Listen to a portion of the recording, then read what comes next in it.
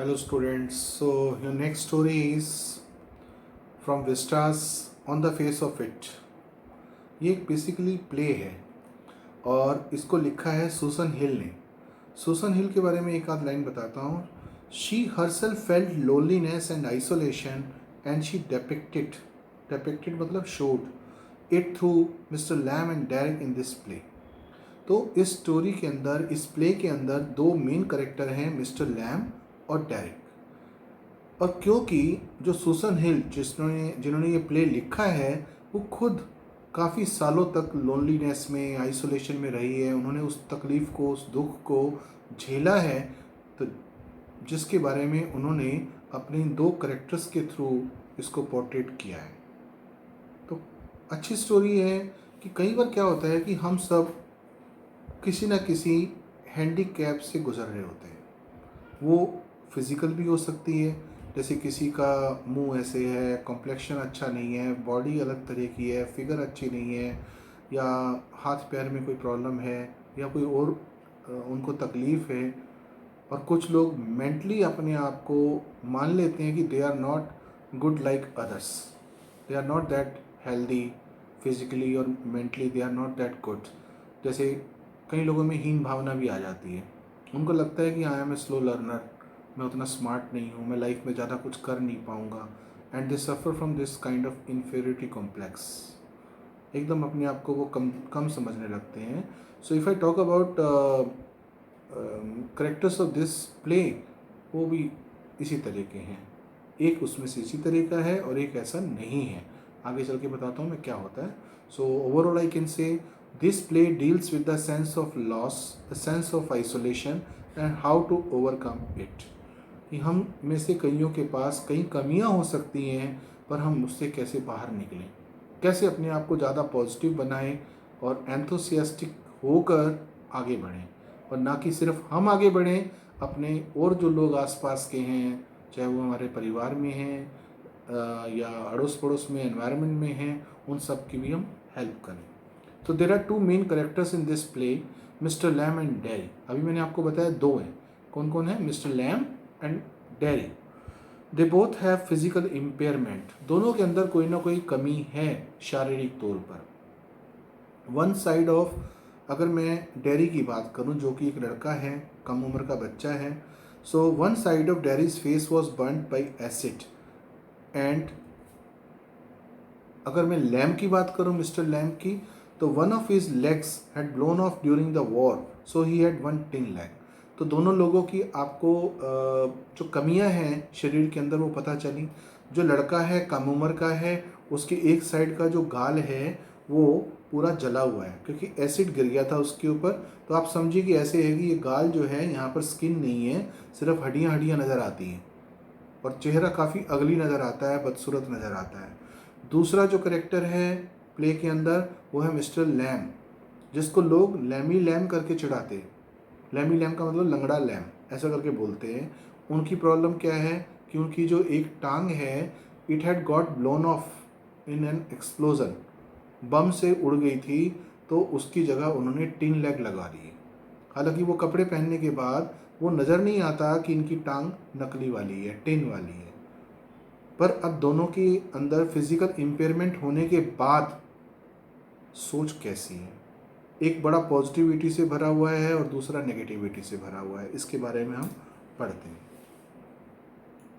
Both of them experience a sense of loneliness as both have no friends. पर एक बात common है कि दोनों लोनलीनेस से ग्रसित हैं, दोनों के दोस्त नहीं हैं, मिलने जुलने वाले नहीं हैं, खुश होकर लोग उनसे नहीं मिलना चाहते हैं।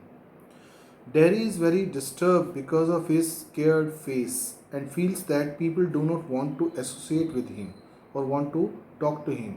Derry की प्रॉब्लम ये है कि वो बहुत ज़्यादा इन्फीरियरिटी कॉम्प्लेक्स लेके मन में घूमता है। उसको लगता है कि मेरे चेहरे को देखकर लोग मुझसे दूर भागते हैं, वो लोग मुझसे बात नहीं करना चाहते हैं, मेरे कोई दोस्त नहीं होने वाले हैं। He is withdrawn and defiant. Mister Lamb's philosophy is to celebrate life in all its forms, जबकि लैम की सोच बिल्कुल अलग है। वो बोलता है ज़िंदगी एक जश्न है और इस हर पल को मुझे जी लेना चाहिए। बेशक उसके साथ प्रॉब्लम है, बेशक उसके साथ उसके पास लोग नहीं आना चाहते हैं, उसके कोई दोस्त नहीं है, पर जो मिल जाए समय उसको वो बेहतरीन तरीके से जीना चाहता है। To him difference is a part of life. बोला उसकी सोच है, फिलोसफिकल थॉट है मिस्टर लैम्ब की। बोला फ़र्क तो हर चीज़ के अंदर होता है। बोला a flower and a weed are the same, both have life growth. देखा जाए तो वीड और फ्लावर, फ्लावर मतलब फूल, वीड का मतलब जंगली घास, दोनों के अंदर ग्रोथ है, दोनों की लाइफ होती है, पर लोग उन चीज़ों को अलग अलग नज़रिए से लेते हैं। वो जो वीड होती है, जो सफ़ेद रंग की घास होती है, जिसके ऊपर सॉफ्टनेस नहीं है, ग्रीनरी नहीं है, लोग वहाँ सिर्फ पैरों से कुचलना जानते हैं, बैठना नहीं चाहते, वहाँ पे इंजॉय नहीं करते हैं, वहाँ पर जाकर लोग उसकी फ्रेगरेंस ढूंढने की कोशिश नहीं करते हैं। जबकि फ्लावर के अंदर अलग बात है, लोग उसको तोड़ते हैं, पूजा भी करते हैं, बालों में भी लगाते हैं, अलग तरह से। जबकि दोनों के अंदर लाइफ है, दोनों के अंदर ग्रोथ है, पर दोनों का ट्रीटमेंट, दोनों के अंदर डिफरेंस अलग अलग। He has a positive and optimistic attitude to life. इसी वजह से वो अपनी ज़िंदगी के अंदर पॉजिटिविटी ढूंढने की कोशिश करता है।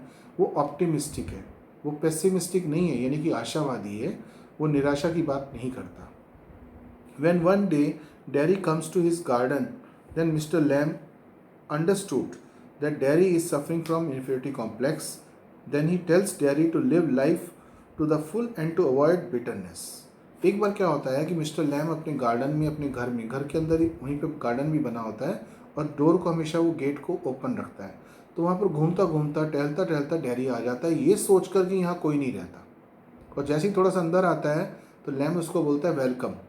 तो ये उसको देख के हैरान हो जाता है। बोला अच्छा तुम यहाँ रहते हो? कहानी के शुरू में ही आएगा। बोला कि अगर मुझे पता होता कि यहाँ कोई रहता तो मैं आता ही नहीं। वो बोलता है पर मैंने तो तुम्हें जाने के लिए कहा ही नहीं, मेरी ये गार्डन, मेरा घर सबके लिए खुला है, आ गए हो तो आओ, आई वेलकम यू। तो वो समझ जाता है कि ये बच्चा जिसके चेहरे का एक तरफ का ये जला हुआ एसिड है यहाँ पर, ये अंदर से हीन भावना से ग्रसित है, तो इसलिए उसको वेलकम करता है।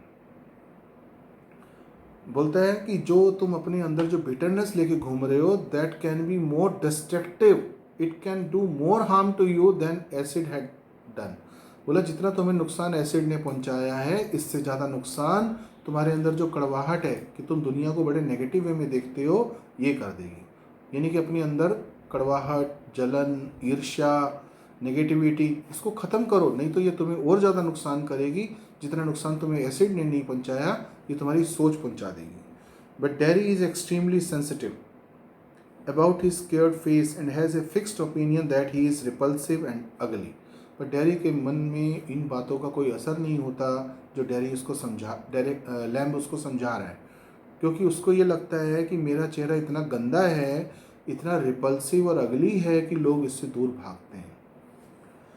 बट आफ्टर लॉन्ग कन्वर्सेशन, काफ़ी देर तक लेमी लैम उससे बात करता है, समझाता है, मोटिवेट करता है।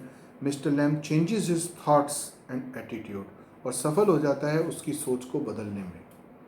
He is moved by the old man spirit, और ऊपर से डेरी जो है वो भी मान जाता है कि लेमी लैम कितनी अच्छी बात समझा रहा है, कितने अच्छे तरीके से समझा रहा है।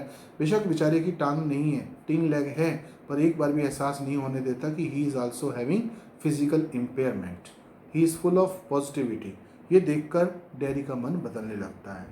He understands that he has to cope with the cruelty of others. उसको समझ में आ जाता है कि अगर लोगों ने हंसना है तो हंसने दो, हम परेशान क्यों हों, क्योंकि आप लोगों की सोच को नहीं बदल सकते हैं। तो वो इस बात को मान लेता है कि लोग तुम्हारे साथ कैसा भी व्यवहार करें, तुम्हें अपने आप को पॉजिटिव बना के रखना है। Lamb could change his attitude as Mr. Lamb treats Derry like a normal person and doesn't show any repulsion. अगर लैम्ब सफल हो पाया अपनी सोच को उसकी सोच के हिसाब से मोटिवेट करने के लिए, उसको समझाने के लिए, he could do it because he never showed any repulsion. उसने डेरी को ये नहीं जताया कि मुझे तुम्हारे चेहरे को देख के डर लग रहा है, मैं परेशान हो रहा हूँ, मुझे बुरा लग रहा है। उसने ऐसी कोई फीलिंग उसके मुंह पे आनी ही नहीं दी। Lamb has positive attitude about life. He tells that bees sing and do not buzz. अब हम जब मधुमक्खी को देखते हैं, मक्खियों को देखते हैं, हम बोलते हैं बीज बज़, बज़र शब्द वहीं से बना कि वो भिन भिनाती हैं, पर वो बोला कि मुझे जो बीज होती हैं वो बजिंग करती नहीं समझ में आती, वो सिंगिंग करती हुई आती हैं। It is perception about life. ऐसा हमारे साथ प्रैक्टिकल लाइफ में भी होता है। मेरे पास एक बॉटल है जिसमें आधी पानी से भरी है, तो मेरा एटीट्यूड ये है कि it is having half area of this bottle is having water, पर कई और लोग बोलेंगे बोतल आधी तो खाली है। तो परसेप्शंस अलग अलग हैं, सबकी सोच अलग अलग है चीज़ों को लेने के लिए। कुछ लोग नेगेटिविटी या गलत चीज़ें जल्दी ढूंढते हैं और कुछ लोग अच्छी चीज़ें ढूंढते हैं। When Derry shows rude behavior, then also Mr. Lamb speaks politely. बीच बीच में कई बार ऐसा होता है कि डेरी उसको गलत बातें बोलता है, उसको अपोज करता है, उसका मन दुखाने की कोशिश करता है, पर लैम्प पर इसका असर नहीं होता, वो समझदार होता है। So Derry understands that he should not feel hurt if people pass negative comments. तो लास्ट में डेरी को समझ में आ जाता है कि लोगों की बातों का बुरा नहीं मानना चाहिए। लोग जो कहते हैं उसको फील नहीं करना चाहिए कि वो गलत बोल रहे हैं हमारे बारे में। He is deeply impressed by mister Lamb, as mister Lamb doesn't bother when children call him Lamey Lamb और make fun of him. Lamb बताता है कि मैं जानता हूँ कि जब मैं थोड़ा सा बाहर निकलता हूँ, कोई गली के बच्चे मुझे देखते हैं तो चिढ़ा चिढ़ा के बोलते हैं लैमी लैम आ गया, लंगड़ा लैम आ गया, पर मुझे बुरा नहीं लगता, क्योंकि वो सच तो कह रहे हैं, मैं लंगड़ा ही तो हूँ। बस सिर्फ इतना है कि मैं इसको एक्सेप्ट कर चुका हूँ और मैं इसका बुरा नहीं मानता, अपने आप को छोटा नहीं मानता। It's okay. एक तरह से मैं अब आपको यहाँ पर बताना चाहूँगा कि इनको हम स्पेशल चिल्ड्रन बोलते हैं या आजकल दिव्यांग बोलते हैं ऐसे लोगों को, पर देखा जाए तो ये स्पेशली चैलेंज्ड लोग हैं। एक तरह से भगवान ने इनको जब पृथ्वी पे भेजा है ऐसे लोगों को, ये कह के भेजा है कि सबको मैंने नॉर्मल 2 हाथ 2 आँख ये सब 2 पैर सब उस तरह से जीने के लिए दिए और वो ज़िंदगी जीते हैं, स्ट्रगल वो भी करते हैं, रोज़ाना की समस्याओं से वो भी जूझते हैं, पर तुम लोग मेरे लिए स्पेशल हो। तुम्हें मैं एक ऐसा मौका दे रहा हूँ कि तुम्हारे साथ मैं ये कर रहा हूँ कि मान लीजिए पैरों में चलने की ताकत नहीं है, या चेहरा जैसे कि जला हुआ है, या कोई और हैंडीकैप है, तो बोला कि तुम सर्वाइव करके दिखाओ इन आम लोगों के साथ में, and it is a challenging thing. तो लोगों लेने का नज़रिया है, सोच को लेने का नज़रिया है कि उन लोगों ने उसको पॉजिटिव वे में एक्सेप्ट किया है उस चैलेंज को, और भगवान को बोला ठीक है God thank you very much, and we would like to live with the same spirit. जैसे बाकी लोग जीते हैं ज़िंदगी, हम भी वैसे ही जिएंगे और हम भी स्ट्रगल करके अच्छे से सर्वाइव करके आगे बढ़ेंगे। आपने देखा होगा बहुत बार फिज़िकली हैंडीकैप लोग होते हैं, वो आईएएस क्लियर करते हैं या टॉप क्लास इंजीनियर बनते हैं। It's a very challenging kind of thing. तो हमारे आसपास जो ऐसे लोग हैं, बच्चे हैं, हमें उनको इंस्पायर करना चाहिए, मोटिवेट करना चाहिए, जिससे कि वो आगे बढ़ें, उनको डिस्करेज नहीं करना चाहिए। फिर लैम बोलता है कि I keep my gates open, keeps my gates of my house garden open so that anybody can come here. So at last we can say that this play deals with the consequences of physical impairment on the person's emotions. अगर कोई physically impaired है या कोई problem है उसके साथ, तो उसके consequences किसी आदमी के दिमाग में, इमोशंस में कैसे हो सकते हैं, ये प्ले उससे डील करता है। People need love and not pity. एक चीज़ और है लास्ट में, बहुत अच्छी लाइन है कि इस तरह से लोगों को तरस नहीं चाहिए होता, उनको प्यार और अपनापन चाहिए होता है, और जो कि हम लोग दे सकते हैं। कई बार उनके रिश्तेदार हैं, हम दोस्त हैं, साथी हैं, हमारे साथ पढ़ते हैं या रहते हैं, हम उनको ये ना दिखाएं कि हम उन पर तरस खा रहे हैं। हाँ, cooperative nature full of love and affection should be there, और जिसकी हमें सबको कोशिश करनी चाहिए। Thank you.